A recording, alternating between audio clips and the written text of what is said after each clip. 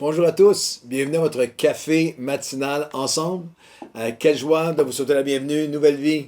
Vous êtes dans mon cœur, je pense à vous tellement, pour vous tellement.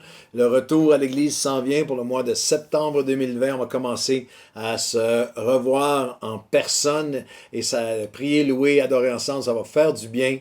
Mais aussi une grande bienvenue à la famille élargie partout à travers la francophonie, la famille de On est ensemble. Quelle joie de traverser la parole de Dieu. La dernière portion aujourd'hui, depuis quelques podcasts, si vous avez manqué les derniers jours, allez les chercher. L'enseignement est riche, il est magnifique de cet appel prophétique à l'unité spirituelle. Nous sommes appelés à l'unité spirituelle de Abraham, le père de la foi, à aller jusqu'à à Moïse, l'ami de Dieu, à David au début et à la fin de sa vie, l'homme selon le cœur de Dieu.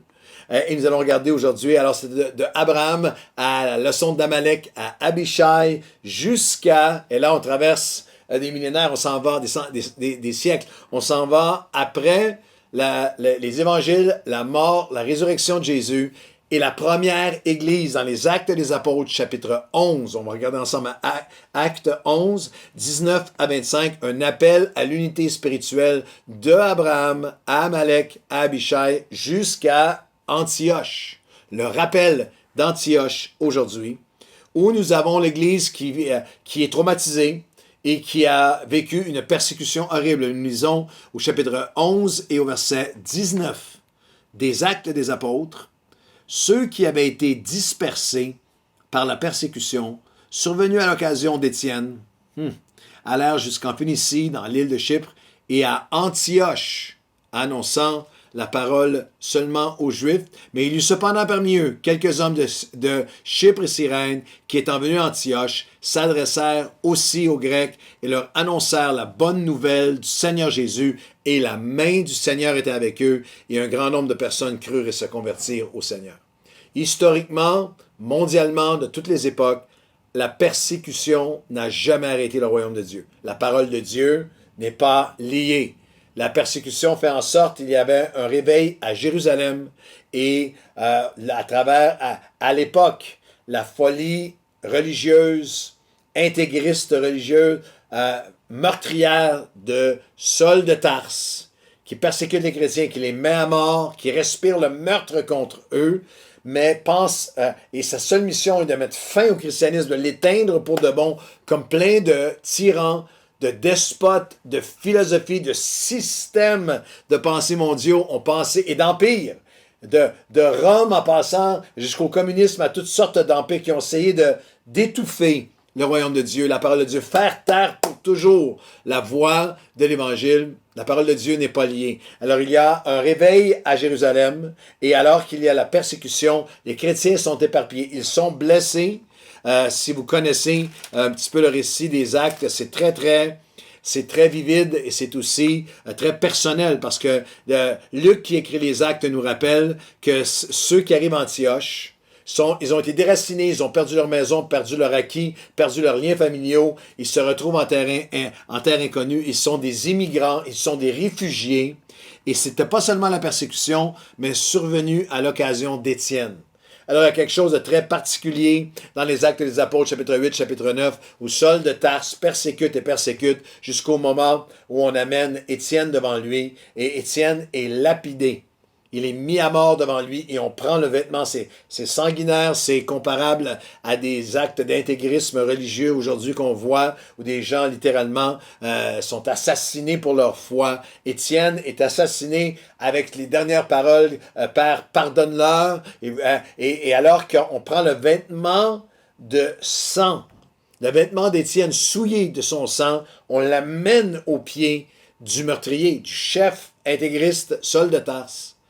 Certains d'entre nous, on pourra regarder ça humainement et dire ça va le réveiller, ça va le secouer, il va être horrifié de ce qui a pris place. Au contraire, dans son aveuglement, Saul de Tarse est comme galvanisé par ce moment où tout de suite, le verset d'après, il respirait le meurtre contre l'Église, il entre dans des maisons, arrache tout, il est une source de grande souffrance, de deuil pour les croyants qui se retrouvent en morceaux, rassemblés en petit nombre à Antioche. Il y a une persécution, mais la main de Dieu est avec eux.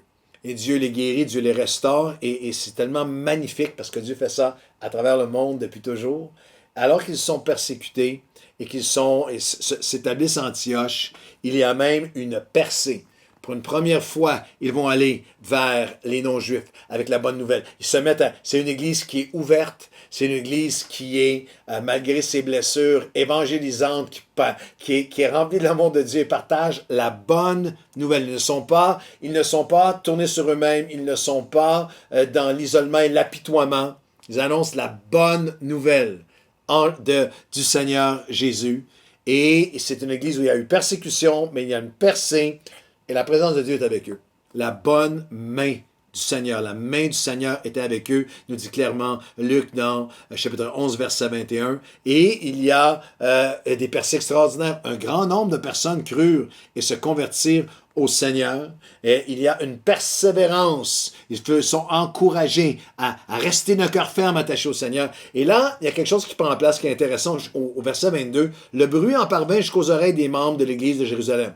À ce moment-là, il y a déjà des sectes, il y a déjà de faux témoignages chrétiens. Il y a déjà à ce moment-là de faux témoignages pour Christ. Et il y a à Jérusalem ceux qui sont chargés, les apôtres, toute la confrérie apostolique qui est chargée de s'assurer que ce qui est fait est authentique. Qu'est-ce qui est vraiment de nous? Qu'est-ce qui est vraiment authentiquement chrétien? Qu'est-ce qui est vraiment du Seigneur Jésus? Alors, on envoie à Antioche Barnabas comme un envoyé pour aller évaluer, pour aller estimer est-ce que c'est réel, est-ce que c'est authentique, ce qui prend place ici. Et je vous rappelle qu'il y a donc la présence de Dieu qui est là, la parole qui est prêchée puissamment, il y a des baptêmes, il y a de l'enthousiasme, il y a de la vie, il y a plein de choses qui prennent place, et sans aucun doute que Barnabas, il reconnaît qu'il y a quelque chose qui prend place, parce que lorsqu'il est arrivé, il voit la grâce de Dieu, nous dit le texte, verset 23,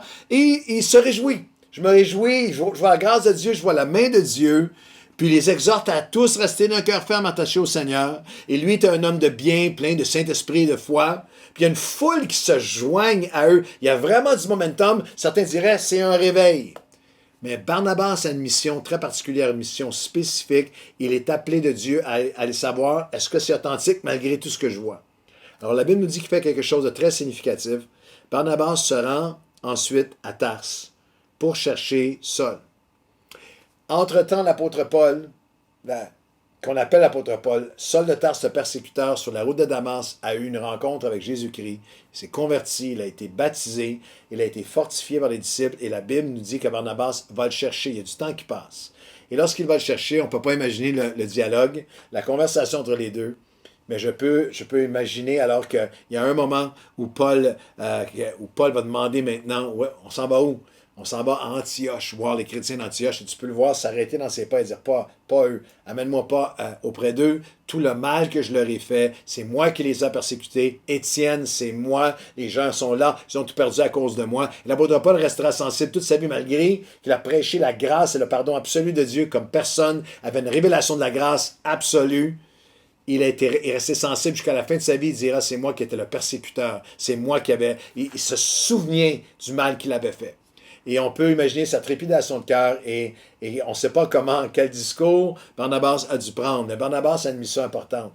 Est-ce que ce qui est vécu là-bas est réel? Est-ce que c'est authentique? Est-ce que c'est vraiment l'Esprit de Dieu? Est-ce que c'est vraiment l'Église qui va changer le monde?